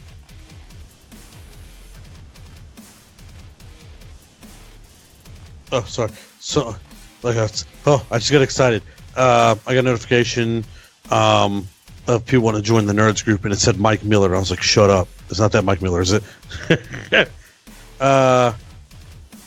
The question is, are you a fan of Saved by the Bell?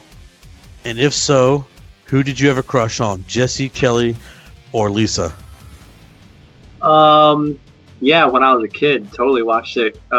Kelly in the show, but then when Jesse was in Showgirls, yes, I was like, God damn! I was like, man, I had a crush on the wrong one, and Saved by the Bell, that was amazing. I couldn't believe that.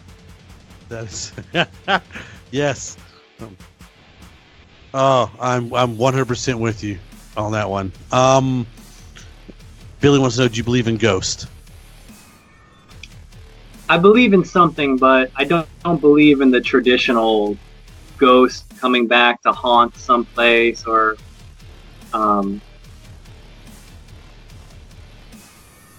don't know if I believe that spirits can cross back into this realm. I'm not sure because nobody could be sure, and if they can, we don't have the organ to sense it, like the kid in The Sixth Sense. He had that sixth sense. We don't have that sense.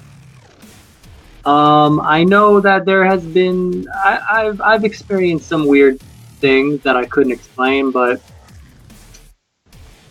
I guess I believe in something, but not the way that the media or television or movies, fiction portrays it.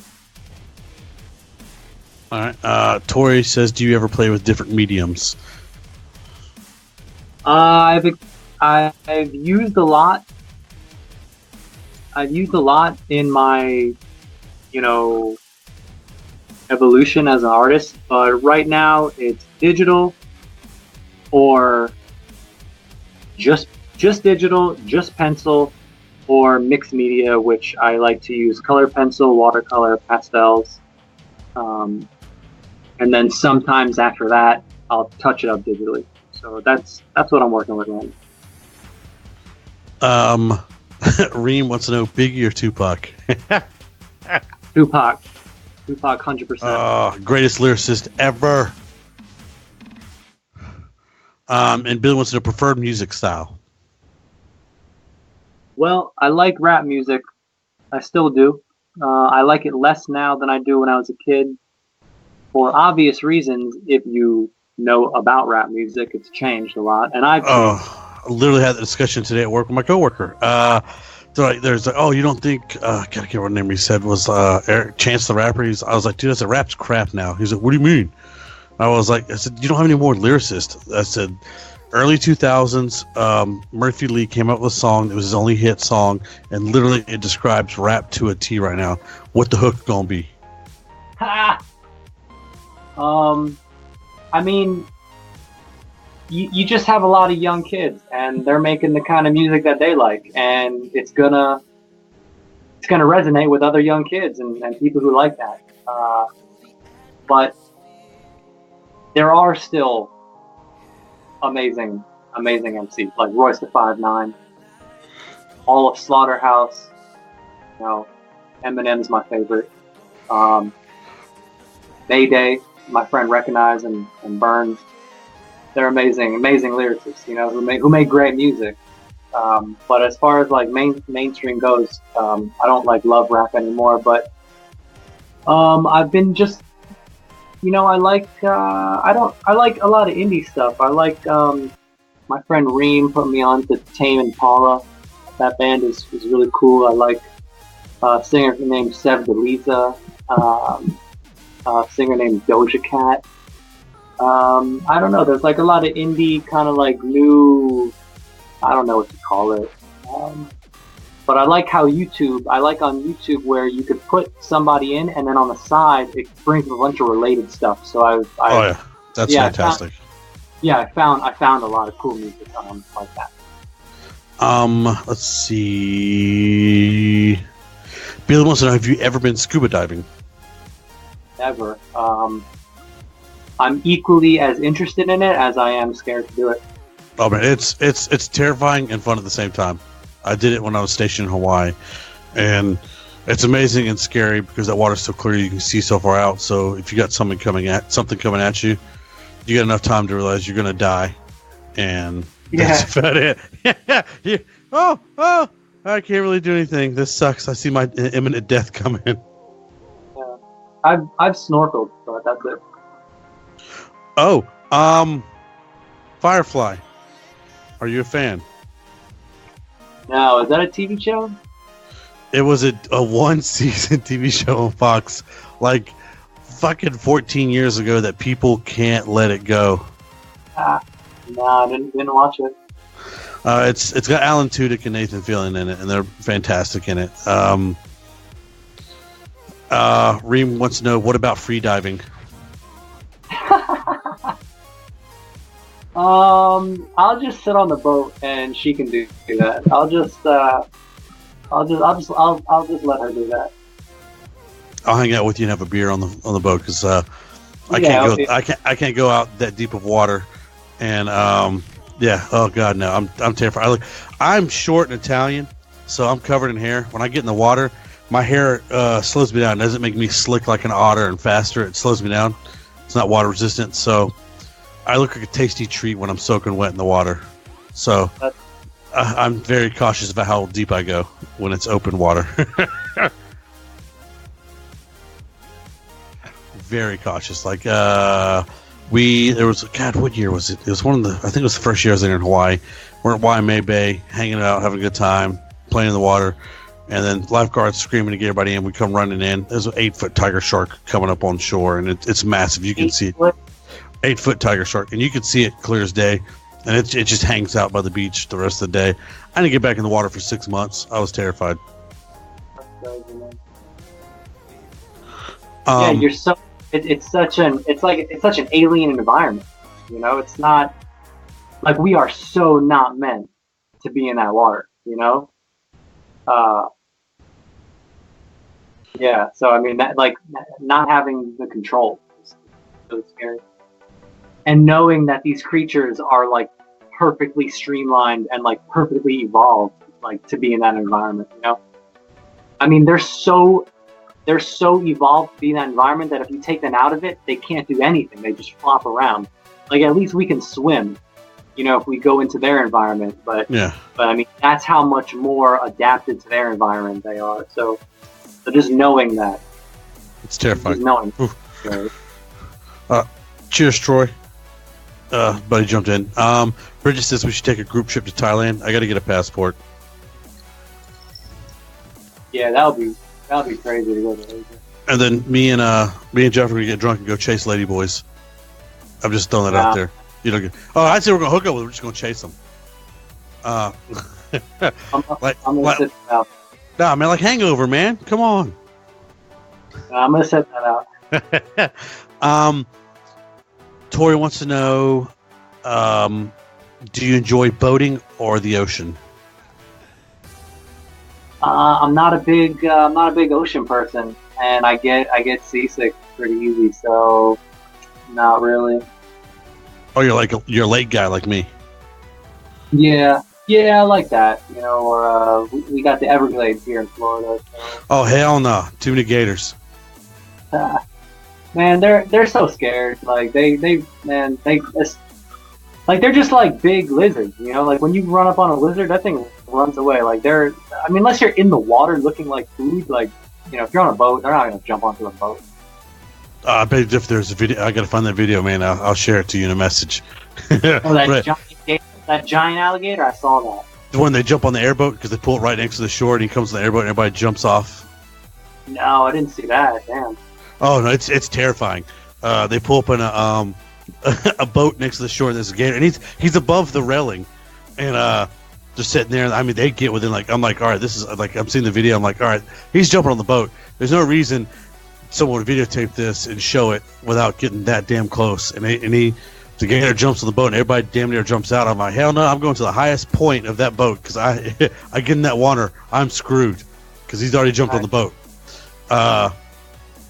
Let's see. Oh, Billy asked if you're in the group. No, he's not in the group yet. I'm gonna try to convince him at some point to join the group. Let's see if it happens. And Billy wants to know. Oh, Troy says you get your old staff sergeant. He's an expert on ladyboys. So, funny story. When I was in the military, I'm distant related to this guy. Actually, he's born in America, raised in England. Was one of our sergeants, Andrew Ward, and he was what you wanted from a British guy.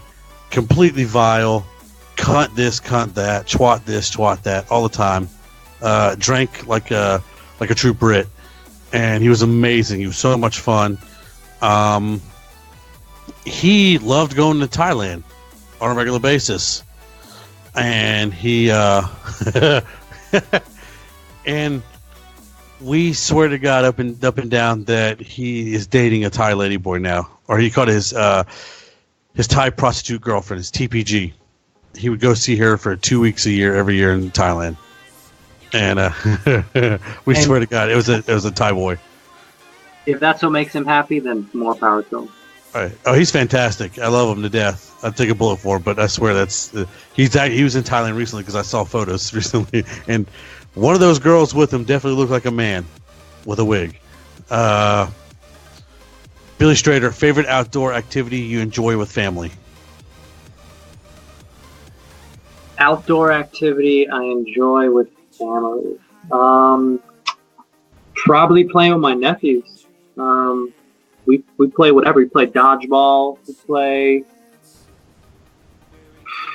Man, one of my nephews has like some fake lightsabers that we fight with. You know, Ooh, I just got my lightsaber from Saber Forge. I got a Obi-Wan lightsaber. Nice. Lizzie said... Oh, go ahead, sorry. And just anything with my nephew. I understand that. Trust me. Love it. Lizzie says, how about whitewater rafting? It's so astoundingly exhilarating. I've never been whitewater rafting. Looks crazy, though. Oh, it's insane. I've done the low end stuff, and it's insane. Matt just, Mr. Becky said, guest apply for DragonCon. What's that mean? He applied me? Or I need to apply? Yeah, you would need to apply since you'd be considered a guest, a celebrity guest. Okay. Or artist guest. Okay. Cool. Because George Perez was there last year as well. He just had a forever line, so I just kind of walked by and waved at him. He didn't see me, though. Eric Bennett says Nerf Gun War, which I agree. Nerf Gun Wars are the shit. I've done it. They're amazing. When I was a kid, we would go all out. We would set up like we wouldn't go so far as to set up like how they have in paintball. Like you go to paintball ranges and they have all that shit set up. But we would do like our version of that as kids. And I got my nephews a couple Nerf guns like 2 years ago for the holidays. Oh, it's fun. My nephew's got a couple. I just got him the Stormtrooper Force Awakens rifle, and he has to hold it over his shoulder, and he can barely squeeze the trigger and barely lock and load it. It's fantastic watching it. Billy wants to know, do you believe that aliens are out there? Oh, I go back and forth on this. I listen to a lot of like Neil deGrasse Tyson, and I listen to Joe Rogan, and they talk about this all the time, and they bring up points that I'd never really thought of. I mean, Neil deGrasse Tyson's perspective is like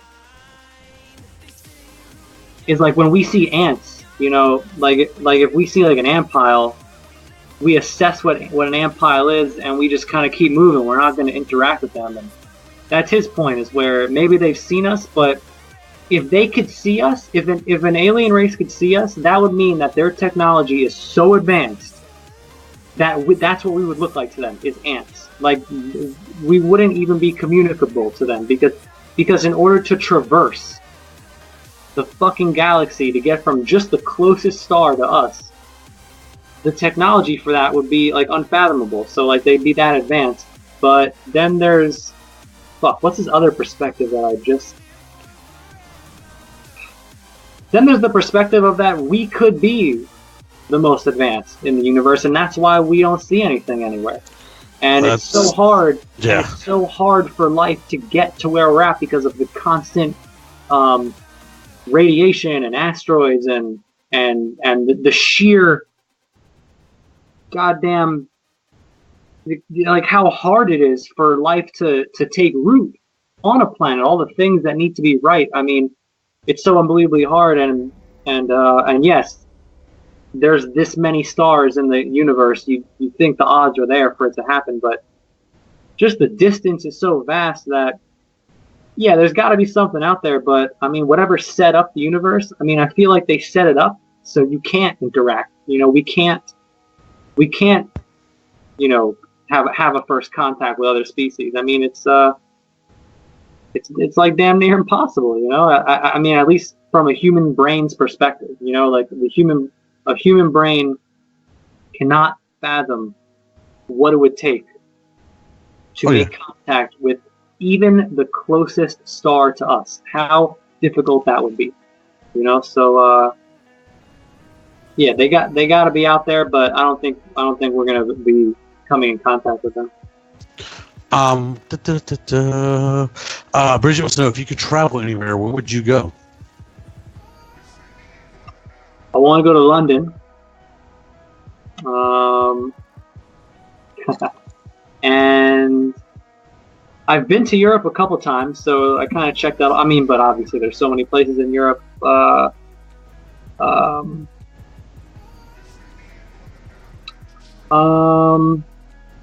want to go to somewhere like in the jungle, and then I want to go to like Japan.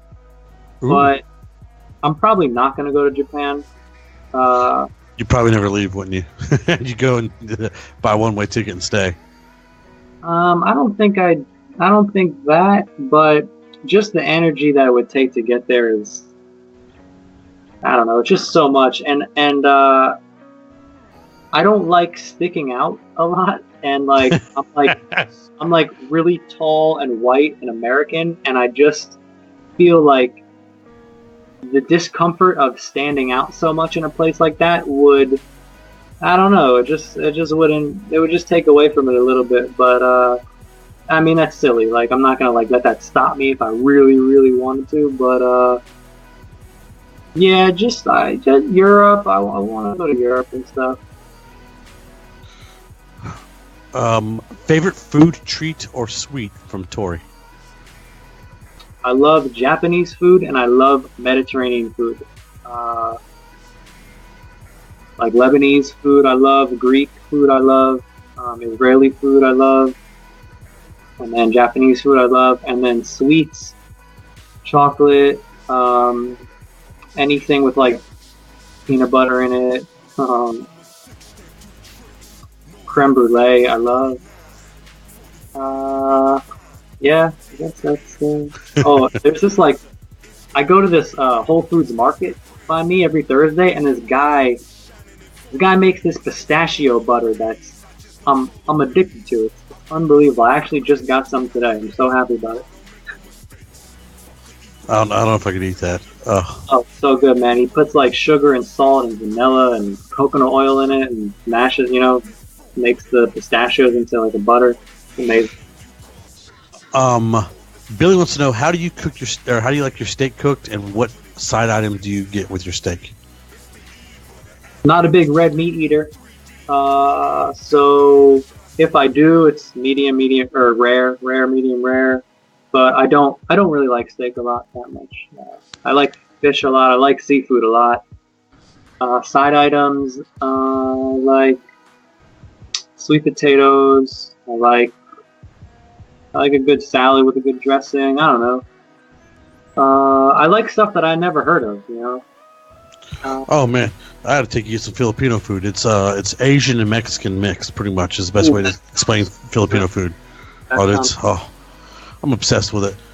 Yeah. Sadly, I don't get that many. You get a lot of it on the West Coast, and you can get it in like bigger cities like in Atlanta, things like that. Billy wants to know, what's your favorite amusement park ride that you've ever been to? Man, I have not been to an. I feel so boring. I have not been to an amusement park in a long time. Oh, you never? Oh, so have you been to Disney World? Yeah, but not for a long time. Oh, I guess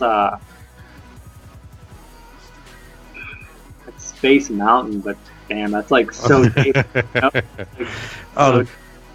It's so much fun as an adult, because it sounds like you went as a kid. Going back as an adult, oh man, it's a whole nother level of fun. You know what? You know what happened to me? Birthday. You know what happened to me? I kind of have the opposite kind of story. The last time I went to Disney World, I was 18, and I went with my best friend, and that was like our graduation trip. We like drove to Disney World when I was 18, and I hadn't been there since I was like 10 or whatever, really like a child. And when I got there, it was like this. I had this like epiphany that I'm noticing like the custodians like taking out the trash, and I'm noticing like the people working at the fast food places like hating their jobs, and I'm like noticing that as this adult, when as you're a child you don't notice that. Like, it's just this magical place with these rides and these characters. So then when I was 18 and I noticed all that stuff, I got like a little depressed. I still had a good time, but I just I just realized those things. I never noticed that. Huh. Yeah, I just kind of had the opposite kind of experience. But I mean, it goes back to what I said before. I would go, like, I'm not dying to go to Disney World right now, but if I went with people that I went with like good friends or family that I cared about, like, I'd go and have fun, but I wouldn't, I'm not super interested in just going. Oh, I love it. I'm excited. We're supposed to be taking my nephew soon. I'm like, oh, please. You know what I do want to go see, which looks amazing, that Harry Potter world? Dude, it's awesome. It just opened when I was there, when I was 27.